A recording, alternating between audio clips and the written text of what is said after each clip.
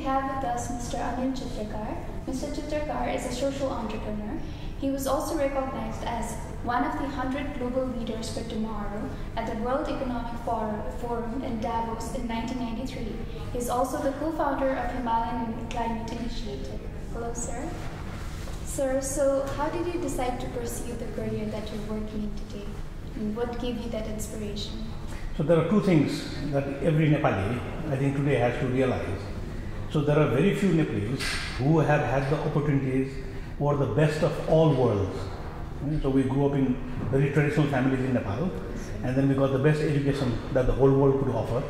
And so we are very lucky, right? But not every Nepali is lucky. So I think it is the duty or the responsibility of every lucky Nepali to help others who are also in need. So this, I think, is a value that everybody must have. But the second part is also, are you able to do it or not? Because to bring change, you must have certain skills.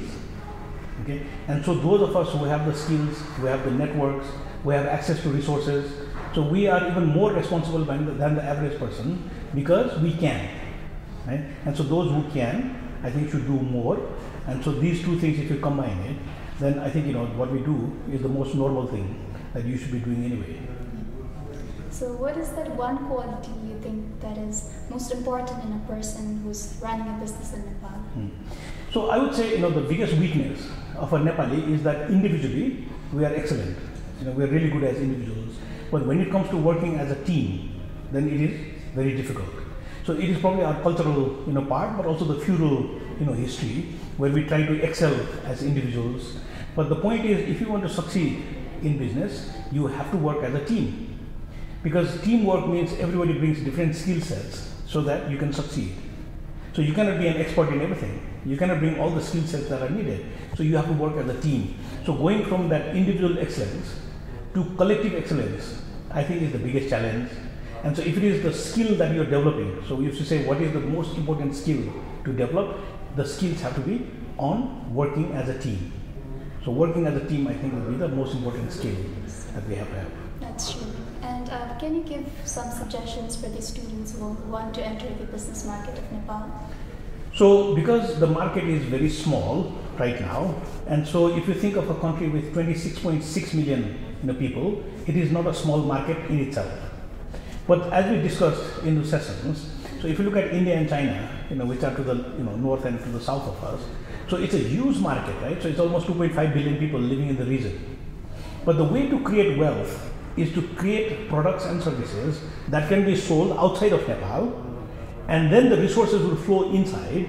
But that doesn't mean you just keep on going for replication, scalability, franchise, so some of the words that we heard. And so my focus would be, you have to come up with the 0 to 1 solutions. Means you have to innovate, you have to come up with new ideas. And if you come up with new ideas, you have some time to be in that monopolistic space where you can price something properly, you can make a lot of profit. But if you start making something that others are already making, then your margin is very small. And so pretty soon the competition will wipe you out. And so the biggest challenge is the market exists, right? You have to innovate, you have to come up with a service or a product which others have not yet thought of. And so that way it gives you the space to actually become profitable. Sir, and how was your experience today in NMS? So I just feel, that convening people, especially where people with experience or many years of work like we do, and then combining that with young people who have the energy and the drive to move forward, I think that combination is very, very important. Because there is no need for young people to repeat some of the mistakes that others have made.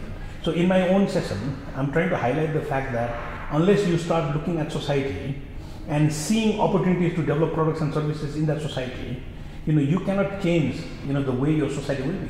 So you cannot be an isolated person in your car or in your house. You also have to start caring, for society in general. But if you start looking at it carefully, then those are actually the business ideas for tomorrow. And so if you start looking around, if you start thinking, if you start innovating, then those challenges that we see today around us will actually be the business opportunities, in the future. And how did you find the students? Were they interactive? So there are two things, right? So A, they're very interactive. I think that the energy and the zeal that they have to learn, okay, and that they need to open their minds. and I need to, basically interact in the sense that, I need to go in with an open mind and absorb as much as I can. So that is a very, very positive aspect.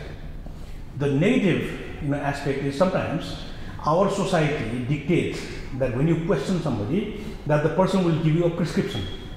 So like going to the doctor and saying, I have a problem, and so the doctor writes a prescription. Yes. So I think, that's what we try to avoid, if you saw from the discussion, is not to say there are 3 ways to do this, or there are 4 ways to do this. There is no such thing. And so if the students can move away from the prescriptive mindset, then they can actually learn even more.